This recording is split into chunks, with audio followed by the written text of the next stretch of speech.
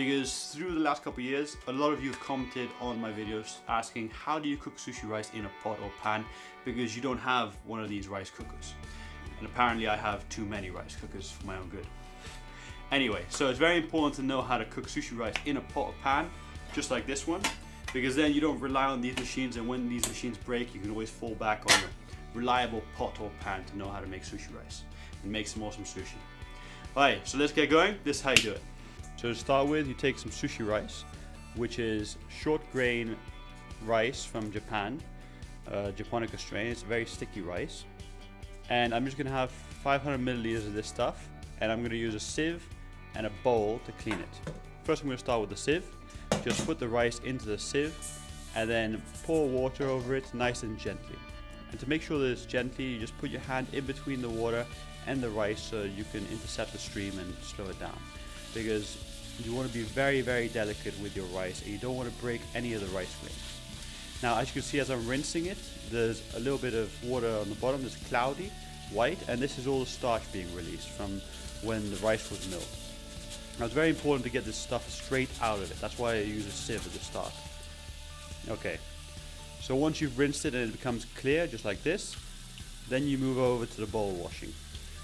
So for this, I'm just going to get my bowl, put all the rice into the bowl, and now I'm going to fill it up with water, but make sure to let the water hit the side of the bowl and not directly the rice. And then I'm just going to start washing it just like this with a hand.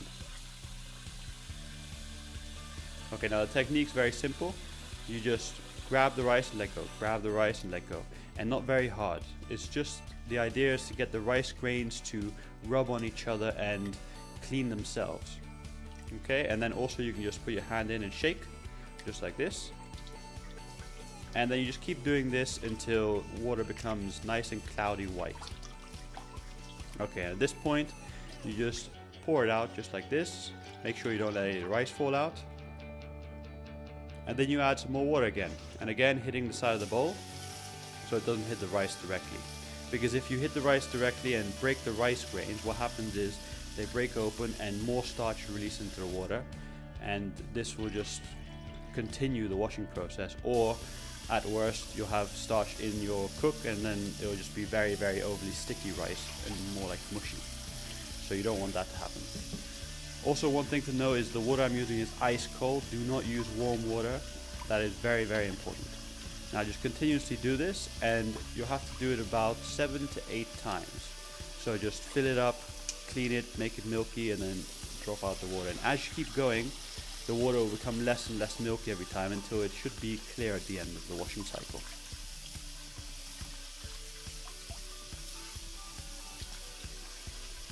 Okay, so here we go, just again pour out. Oop, I'm letting a couple rice grains out by accident. Okay, so just keep rinsing it. Now as you can see, it's much more clear now. And just keep doing it and keep moving it, and make sure you're not too rough on the rice, because otherwise, like I said, they'll just break and it will just become cloudy and starchy, which is not good. Okay, so at this point I think it's clean enough, and I'm just going to pour it out into a sieve again for one last rinse, and then I'm just going to let it all drain. Okay, so here I'm just going to rinse it again, just to make sure some last particles just flow out. Okay, great. And now just put it in a bowl and let all the water drain out nice and slowly. Once it's fully drained out, you add it into your cooking pot, just like this. And then you add 1.2 times the amount of water that you did rice. So I use 500 milliliters of rice. I'm gonna add 600 milliliters of water. And then I'm just gonna let it rest and let the water get soaked into the rice. Now it will turn from a light white to a strong opaque white. And that'll take about 30 minutes, and it depends slightly in what kind of climate you're in. In a colder climate, it'll take a little bit longer, and in a hotter climate, it'll take a little bit less. Okay, so now to make the rice seasoning, which is a vinegar mix. And for this, you're just going to take 200 grams of rice vinegar and pour it into a container. Then add 90 grams of sugar and 20 grams of salt.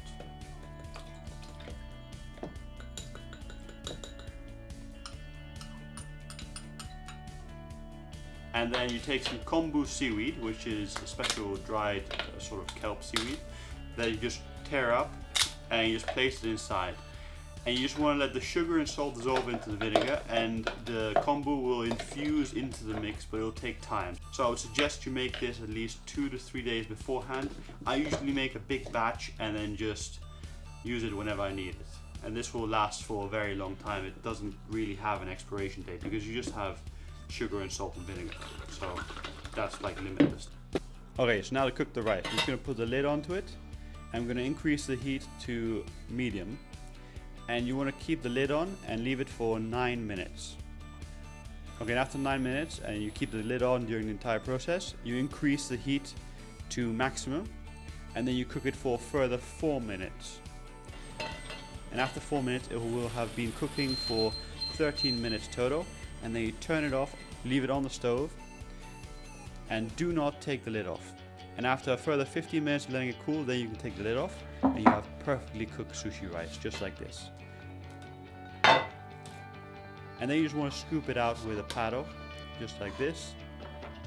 And make sure you take only 90% of the top of the sushi rice and leave the bottom 10%, because the bottom 10% will be overcooked and most of the time crispy and stuck to the bottom of the pan. And you don't want crispy rice inside your sushi rice. Okay, so once you've got all of it, then it's time to add the rice vinegar mix. But first, let's just check out the paddle. You see, this is a non-stick paddle and none of the rice sticks to it. You can also have wooden paddles like this, but sometimes rice will stick to it. I like the non-stick best. Alright, so now I'm just going to take the sushi rice vinegar mix I made before. I'm going to add it over the sushi rice, but first hitting the paddle and spread it around just like this. Alright, so I've added 20% of the volume of the uncooked sushi rice. So if I have 500 milliliters of rice, I use 100 milliliters of rice vinegar mix. And now here I'm just going to cut the sushi rice and separate it. Now the goal here is to not damage any of the sushi rice grains, but just to separate them enough so the rice vinegar mix can coat them all evenly. Just like this. Okay. And once you've evenly spread it all out, then it's time to fan it. I'm just going to use the lid of a Tupperware box, and I'm just going to fan it until it becomes body temperature. And then I'm just going to flip it over.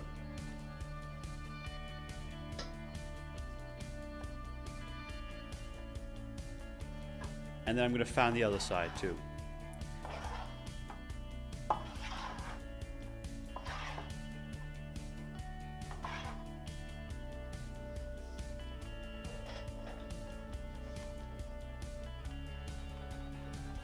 And once both sides are fanned, I'm just going to scoop it all into one corner, just like this. Just so I can reserve it for later. I'm just going to add a damp cloth over it, and that will make sure that it retains the same moisture level it has now and doesn't dry out the rice while you're waiting. And this way you can keep it for about 3 to 4 hours. Alright, so just put that damp cloth over your sushi rice.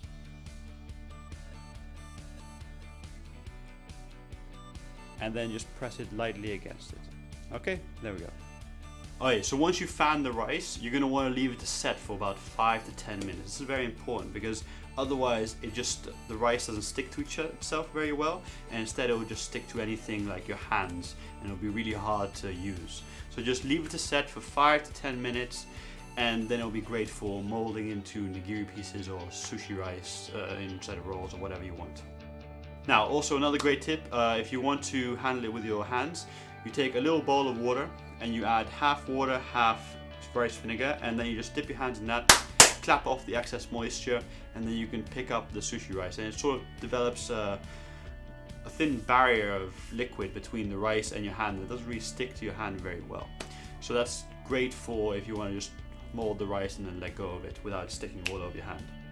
Now, another note, if you don't have one of these hangiri things, then you can just use any other plastic thing that has a lot of surface area that you can just do the same sort of action. Now obviously it's much nicer if you get to use one of these hangiris, but you know, if you don't have, then don't kill yourself trying to get one. Also, hangiris come in different qualities. This is a very cheap one. As you can tell, the metal things aren't really attached to the wood, they're just decoration. And after a while the wood will warp and the bottom basically just falls out. which is a nice feature of the cheap ones, I must say. Okay, okay. Now the good quality ones, they're made of proper wood and they last much longer, but they cost a lot more. They're in the hundreds instead of, 20. This is pretty good for home use. If you want to use it a couple times and you take care of it, the wood won't really fall out. But if you use it too much, this will happen. So if you want one for life, then get the good one. If you want just to use a couple times at home, hobby sort of thing, then just get the cheap one and it'll do the job. Okay, so thank you for watching this video. I hope you enjoyed it, and please check out some more of my sushi recipes and use this sushi rice recipe to make those. Check out all my other videos there, and